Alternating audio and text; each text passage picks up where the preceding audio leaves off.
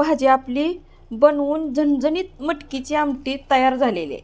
नमस्कार, चव गावाकडच्या या यूट्यूब चॅनलवर तुमचं स्वागत आहे। मी आज गावाकडील गावरान पद्धतीनं मटकीची आमटी रस्सा भाजी झणझणीत कटाची बनवून दाखवणार आहे।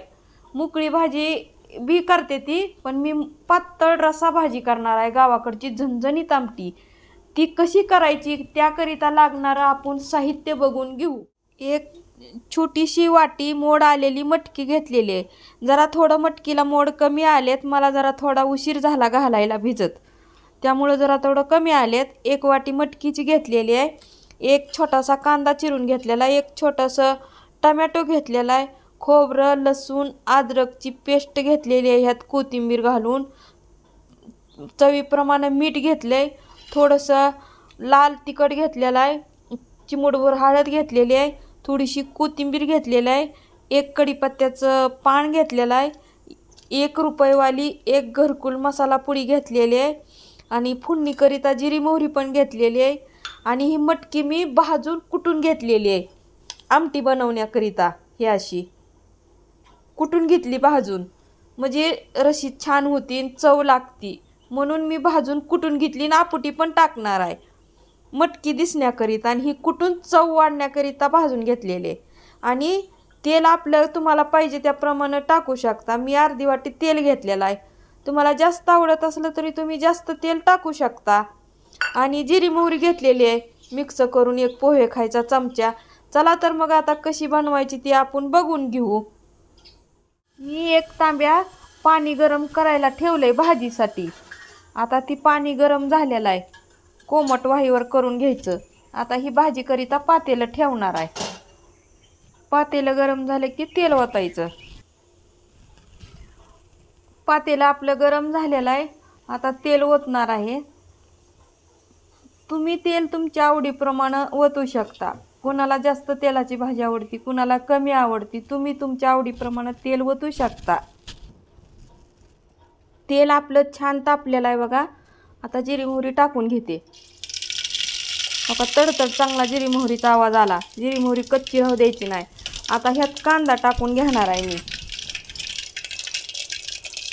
जिरी मोहरी तडतडली की कांदा टाकायचा।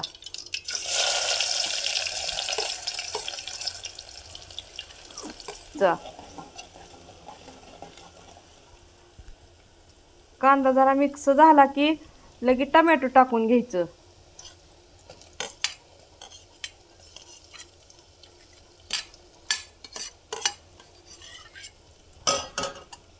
आणि हे असं जरा थोडं 1-2 मिनटं आधी फ्राय करून घ्यायचं थोडंसं। आता 2-3 मिनटं कांदा आणि टोमॅटो चांगला फ्राय झालेला आहे, कलर पण जरा येऊ द्यायचा।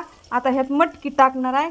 मटकी पण चांगली तेलात परतती, फ्राय झाल्यासारखी होती।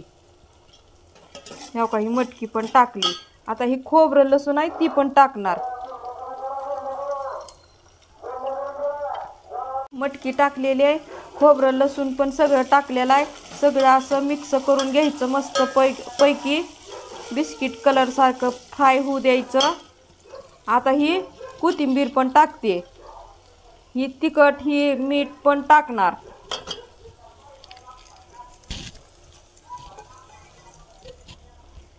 आणि घरकुल पण टाकणार आहे, 1 रुपयेवाली पुडी,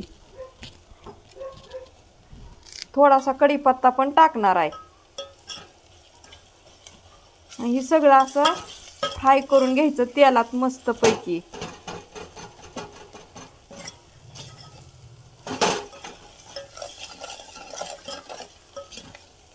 बघा कसं फ्राय व्हायला लागलंय, मस्त वास पण यायला लागलाय।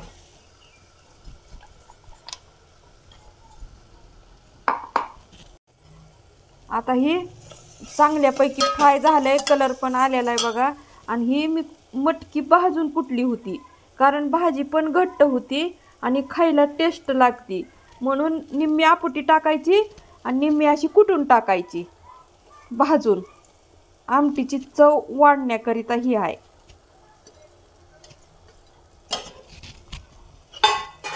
ह्या काही सगळे असं आता मिक्स करून घेतलेला आहे, चांगला फ्राय पण झालेला आहे। आता तुम्हाला पाहिजे तसं तुम्ही पाणी ओतू शकता.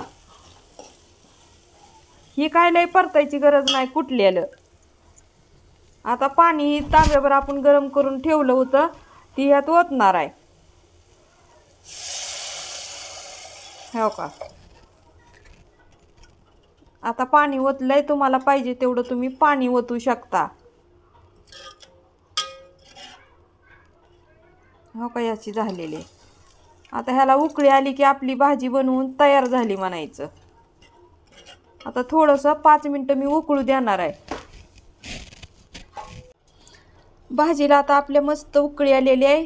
भाजी आपली बनवून झणझणीत मटकीची आमटी तयार झालेली आहे.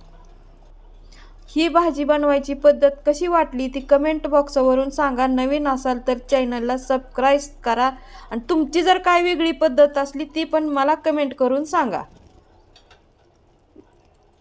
धन्यवाद.